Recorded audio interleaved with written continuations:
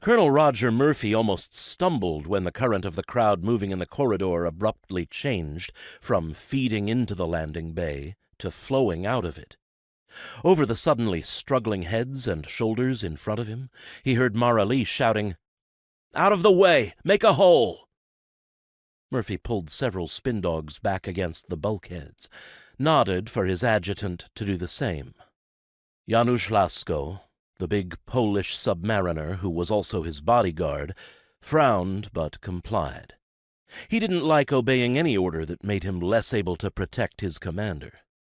In contrast, Murphy's first security overseer, Max Messina, had always failed to hear any directive that impeded his mission, keeping the colonel alive.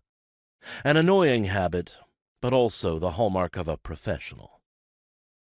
It was that very same and very large veteran of the Vietnam War who now pushed out of the crowd like a one-man flying wedge, almost staggering when he hit the open space Murphy and Janusz had cleared. With a nod he pounded past, sweeping his arms to push any leaning gawkers back against the walls. Right behind him, Tapper, Rodriguez, and Corralon hustled forward with a stretcher. The feet-first occupant was small. Pham, the senior NCO of the small group of North Vietnamese lost soldiers.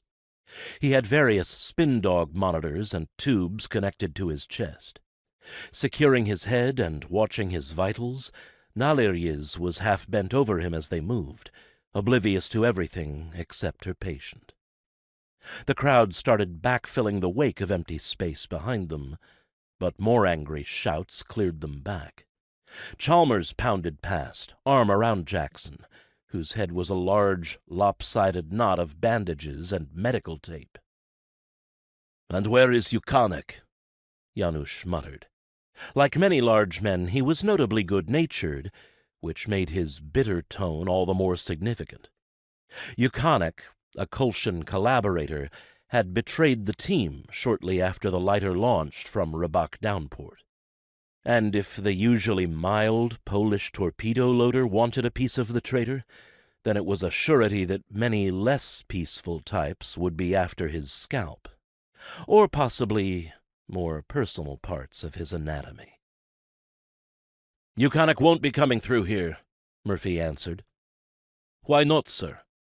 "Because I ordered him taken directly to a maximum security cell." Janusz nodded sharp approval. "Let the dog lick his wounds alone." "I'm not locking him up to punish him."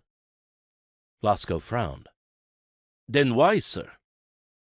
Murphy looked back at the man who was almost a full head above his own 6 feet. "To keep him alive. We still need him."